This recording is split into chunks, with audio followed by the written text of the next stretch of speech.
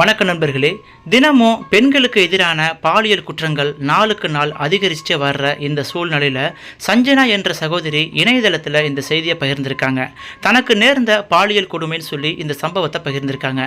அதாவது, சஞ்சனா தினமும் மொட்டை மாடியில் தன்னுடைய துணியை காய போடும் பொழுது ஒரு இளைஞன் மறைஞ்சிருந்து பார்க்குறான். அப்போது சஞ்சனாவோட உள்ளாடைய குறுகுறுன்னு பார்த்துட்டு சஞ்சனாவோட நம்பரை எப்படியோ மோப்பம் பிடிச்சி அவன் ஃபோனில் சேவ் பண்ணி வச்சுக்கிட்டு சஞ்சனாவுக்கு உன்னுடைய உள்ளாடை கலர் இதுதானு சொல்லி தினமும் இன்னைக்கு நீ இந்த உள்ளாடையும் போட்டிருக்கன்னு சொல்லி இந்த கலர் தான் இருக்குன்னு சொல்லி சஞ்சனாவுக்கு பாலியல் ரீதியாக துன்புறுத்தல் கொடுக்கும் பொழுது சஞ்சனா கலங்கி போகலை, மிரண்டு போகலை, பயந்து வீட்டிலே முடங்கி போகலை. அதுக்கு பதிலாக சஞ்சனா நேரடியாக அந்த இளைஞனை தேடி போயிட்டு ஒரே ஒரு வார்த்தையை சொன்னாங்க. அதுக்கப்புறம் அந்த இளைஞன் கண்ணு முன்னாடியே இல்லாமல் போயிட்டான். அவன் எங்கே போயிருக்கான்னு சொல்லி சஞ்சனாவுக்கு தெரியல. அந்த அளவுக்கு அவன் என் கண் மறைவிலிருந்து மறைஞ்சு போயிட்டான்னு சொல்லி சஞ்சனா இந்த பதிவை போட்டிருக்காங்க. கடைசி வரைக்கும் இந்த வீடியோவை ஸ்கிப் பண்ணாமல் பார்த்தீங்கன்னா உண்மையாலுமே ஒவ்வொரு பெண்களும் இதுபோல் பாலியல் ரீதியான சீண்டல், பாலியல் ரீதியான துன்புறுத்தல் வரும்பொழுது தைரியமாக இருக்கணும், அதை ஃபேஸ் பண்ணணும், அவங்கள அடித்து விரட்டணுங்கிற மாதிரி உங்களுக்கு ஒரு மனதைரியம் வரும். கடைசி வரைக்கும் வீடியோவை ஸ்கிப் பண்ணாமல் பாருங்கள். உண்மையாலுமே உங்களுக்கும் ஒரு எச்சரிக்கையாக இருக்கும். சரி, வாங்க வீடியோக்குள்ளே போகலாம். என்னுடைய பெயர் சஞ்சனா. இன்னைக்காவது எந்த மெசேஜும் அவங்ககிட்ட இருந்து வரக்கூடாது கடவுளே என்று அத்தனை தெய்வங்களையும் வேண்டிக்கிட்டு பஸ்ஸில் ஏறி உட்காந்தேன். நான் ஆஃபீஸுக்கு காலையில் அவசரமாக கிளம்பி போயிட்டு இருந்தேன். சரியா 8:30 மணிக்கு மறுபடியும் அதே மெசேஜ் வந்தது. அந்த மெசேஜை பார்த்த உடனே எனக்கு பயங்கர டென்ஷன் ஆச்சு. மொபைலை தூக்கி போட்டு உடைச்சிடலாமா அப்படின்னு தோணுச்சு. ஆனால் என் மொபைல் உடைச்சிட்டா கண்டிப்பாக என் வீட்டுக்காரருக்கு பதில் சொல்லி ஆகணுமே அப்படின்னு பயமும் இருந்துச்சு. இந்த வாரத்தில் மட்டும் இது 10வது மெசேஜ். கடந்த ஒரு வாரமாகவே இது போன்ற அவஸ்தையை அனுபவிக்கிறேன். அதை அனுப்பிய மகாபாதகன் மட்டும் கையில் கிடைச்சா அவனை கொன்னே போட்டுருவான் அப்படின்னு சொல்லி எனக்கு பயங்கர டென்ஷன் ஆயிடுச்சு. யாருன்னு தெரியல, எனக்கு தெரியாத நம்பர்ல இருந்து இன்னைக்கு உங்களோட உள்ளாட இன்னர் கலரு பிளாக்கும் ஒயிட்டும் தானே அப்படின்னு சொல்லி சூப்பர் காம்பினேஷன் அப்படின்னு சொல்லி அமைச்சிருக்காங்க. தினமும் இது போல என்னுடைய உள்ளாடைய வர்ணிச்சு உங்களுக்கு இந்த கலர் சூப்பரா இருக்கு, இந்த கலர் சூப்பரா இருக்குன்னு சொல்லி என்னுடைய உள்ளாடைய வர்ணிச்சு இதே போன்ற மெசேஜ் எனக்கு டெய்லி வந்துகிட்டு இருக்கு. இது யாருன்னு தெரியல. அந்த மெசேஜை பார்த்த உடனே எனக்கு பயங்கர கோவம் வரும். ஒரு பெண்ணை தொடாமலேயே வலிக்க செய்யும் வித்தைகள் இவனை போன்ற பாவிகள் நன்கு அறிந்த கைவந்த கலை போல அவன் எனக்கு டெய்லி இதே போல மெசேஜ் அனுப்பிச்சு என் மனசை ரொம்ப பாடாப்படுத்திட்டு இருக்கான். என் மனசு ரொம்ப மன உளைச்சலுக்கு ஆகிட்டு இருக்கு.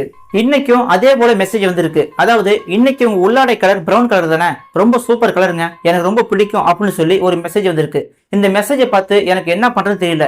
யாரா இருக்கும், யார் இப்படி அமைச்சிருக்கா, எந்த பையன் அமைச்சிருக்கான் அப்படின்னு சொல்லி எனக்கு பயங்கர கோவம் வந்துருச்சு. போதும்டா சாமி, ஒரு பொண்ணா பிறந்து இதையெல்லாம் கண்ணால பார்த்தும் ஒன்னும் செய்ய முடியாத கையாளகத்தனத்தால தினம் தினம் சாக வேண்டி இருக்குன்னு சொல்லி என்ன நானே நின்றுக்கிட்டேன். யாருக்கிட்ட போய் சொல்றது, புருஷன்கிட்ட கூட சொல்ல முடியல. இவ்வளவு கேவலமான காரியத்தை எவன் மாட்டான்னு தெரியல. அந்த நம்பருக்கு போன் போட்டு அவனை பயங்கரமா திட்டியும் மிரட்டியும் பார்த்துட்டேன். உனக்கெல்லாம் அக்கா தங்கச்சி இல்லையாடா, ஏன்டா அப்படி மெசேஜ் அனுப்புற அப்படின்னு சொல்லி நான் பயங்கரமா திட்டி பார்த்துட்டேன். இருந்தாலும் அந்த நாய் அடங்கின பாடு இல்ல. எனக்கு இதே போல மெசேஜை டெய்லி அனுப்பிச்சிட்டு இருக்கான். இதனாலேயே என் நிம்மதி போச்சு. தினமும் பாக்குற ஆண்கள் எல்லாரையுமே சந்தேகப்படுறேன். கூனி குறுகி போறேன். ஆபீஸுக்கு போனா என்னால வேலை செய்ய முடியல. எங்க வீட்டை சுற்றி இருக்கும் எவனோ என்ன நன்கு தெரிந்தவன் தான் இந்த வேலை செய்கிறான்னு சொல்லி எனக்கு நல்லா தெரிஞ்சது. தினமும் மாலையில் துணியை துவைத்து மொட்டை மாட்டில தான் காய போடுவேன். என் உள்ளாடைகள் உட்பட அங்கதான் காய போடுவேன்.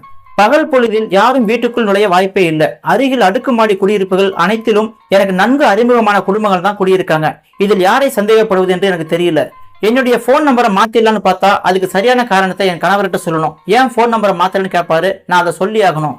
என்னுடைய கணவர்கிட்ட சொல்லி இது போல தப்பான மெசேஜ் வருதுங்கன்னு சொல்லி என் கணவர்கிட்ட சொன்னாலும் அவர் போலீஸ்ல கம்ப்ளைண்ட் பண்ணாலும் உன் நம்பர் எப்படி அவனுக்கு தெரிஞ்சது சொல்லி என் வீட்டுல கண்டிப்பா என்ன சந்தேகப்படுவாங்க. அதுக்கு பயந்துக்கிட்டு நான் யார்கிட்டையும் சொல்லாம என் மனசுல போட்டு மனக்குமரில் அடக்கி வச்சுக்கிட்டு இருக்கேன். நான் டெய்லியும் ஆபீஸ் முடிஞ்சு வீட்டுக்கு போனேன்னா என்னுடைய துணியையும் என் கணவர் துணியையும் துவைச்சி மொட்டை மாடில காயப்படுவேன். என் கணவருடைய உள்ளாடைகள், என்னுடைய உள்ளாடைகள் அனைத்தையும் நாங்க தான் காயப்படுவேன். இதை யாரோ மறைஞ்சு நின்று பார்த்து இப்படி என் நம்பரை தெரிஞ்சுக்கிட்டு எனக்கு தப்பா மெசேஜ் அனுப்பிச்சிட்டு இருக்கான்னு சொல்லி எனக்கு புரிஞ்சுது. தெரியாத நம்பர்ல இருந்து இது போல தப்பா மெசேஜ் வர்றதால எனக்கு தெரிந்த ஆண்கள் என்னை பார்த்து ஃப்ரெண்ட்ஷிப்பா சிரிச்சா கூட அவங்க மேல சந்தேகம் வருது. தொலைக்காட்சியில் வரும் உள்ளாடை விளம்பரத்தை பார்த்தாலே எனக்கு அருவருப்பாகவும் அலர்ஜியாகவும் இருக்குது.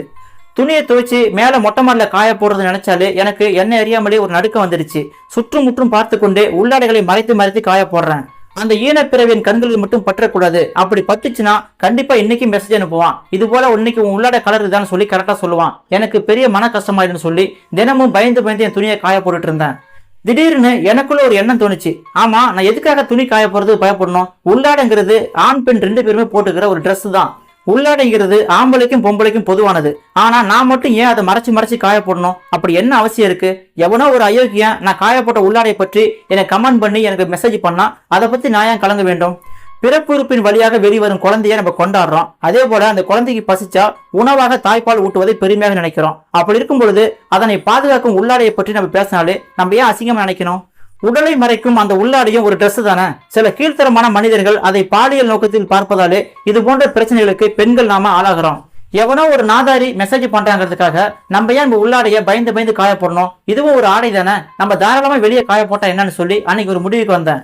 நான் காலையில நினைச்சுக்கிட்டு ஆபீஸ் கிளம்பும் பொழுது மறுபடியும் அந்த ஈனப்பிறவிட்டு இருந்து அதே மெசேஜ் வந்துச்சு. என்னங்க, இன்னைக்கு உங்க உள்ளாடை கலரு ப்ளூ கலர் தானே, எனக்கு தெரியும் அப்படின்னு சொல்லி அந்த மெசேஜ் வந்துச்சு. நான் உடனே அவனுக்கு ஒரு மெசேஜ் போட்டேன். அது என்னன்னா, ஆமா சகோதரா, இன்னைக்கு என்னுடைய உள்ளாடை கலர் ப்ளூ கலர் தான். உள்ளாடைங்கிறது அதுவும் ஒரு Dress தான் சகோதரா, என் Dress நல்லா இருக்கும். அதே போல உங்களுடைய சகோதரி என்ன மாதிரி உள்ளாடை போட்டிருக்காங்க, எப்படி அவங்க 7 வண்ணத்துல ஒரு கலர் தான் போட்டிருப்பாங்க. அப்படி இருக்கும்போது அவங்க என்ன உள்ளாடை போட்டிருக்காங்க, என்ன கலர்ல போட்டிருக்காங்கன்னு சொல்லி எனக்கு ரிப்ளை பண்ணுங்க சகோதரா அப்படின்னு சொல்லி ஒரு மெசேஜ் போட்டு விட்டேன். அதுக்கு அடுத்த நாள்ல இருந்து எனக்கு அந்த நம்பர்ல இருந்து எந்த மெசேஜும் வரல. அதுல இருந்து நான் இன்னைக்கு தைரியமா தன்னம்பிக்கை ஆபீஸ்க்கு போயிட்டு இருக்கேன். இனிமே எந்த ஒரு அயோக்கியனோ நம்ம கிட்ட பாலியல் ரீதியான அத்துமீறல ஈடுபட்டா கண்டிப்பா பதிலடி தரணும்னு சொல்லி நான் தன்னம்பிக்கை ஆபீஸ்க்கு போய் வந்துகிட்டு இருக்கேன். எவனோ ஒரு ஈரப்பிறவி நான் உள்ளாடைய துவச்சி காய போறதை மறைஞ்சு நின்று பார்த்துட்டு எனக்கு இப்படி தப்பா மெசேஜ் அமைச்சா நான் ஏன் பயப்படணும்? அதனால அவனுக்கு தக்க பதிலடி கொடுத்து இப்போ எனக்கு அந்த மாதிரி மெசேஜ் வர்றதில்லைன்னு சொல்லி இந்த சஞ்சனாங்கிற பெண் தன்னோட இணையதள பக்கத்துல பகிர்ந்திருக்காங்க. இந்த செய்தியை பற்றியும் அந்த சஞ்சனாங்கிற பெண் செஞ்சது சரியா தவறாங்கிறத பத்தியும் உங்களுடைய கருத்துக்களை கமெண்ட் செக்ஷன்ல சொல்லுங்க. நம்ம வீடியோ பிடிச்சிருந்தா லைக் பண்ணுங்க, உங்க ஃப்ரெண்ட்ஸ் ஷேர் பண்ணுங்க. நீங்க நம்ம சேனலுக்கு புதியவராக இருந்தால் நம்ம சேனலை சப்ஸ்கிரைப் பண்ணிக்கொண்டு கூட வர பெல் சிம்பலை கிளிக் பண்ணிக்கங்க. அதில் ஆளுங்கிற பெல்லை மறக்காம கிளிக் பண்ணுங்க. மனதை நெகிழ வைக்கக்கூடிய சுவாரஸ்யமான செய்திகளை உடனுக்குடன் தெரிந்து கொள்ள நமது சமூக திரை சேனலை சப்ஸ்கிரைப் பண்ணிக்கொண்டு ஆதரவை தாருங்கள்.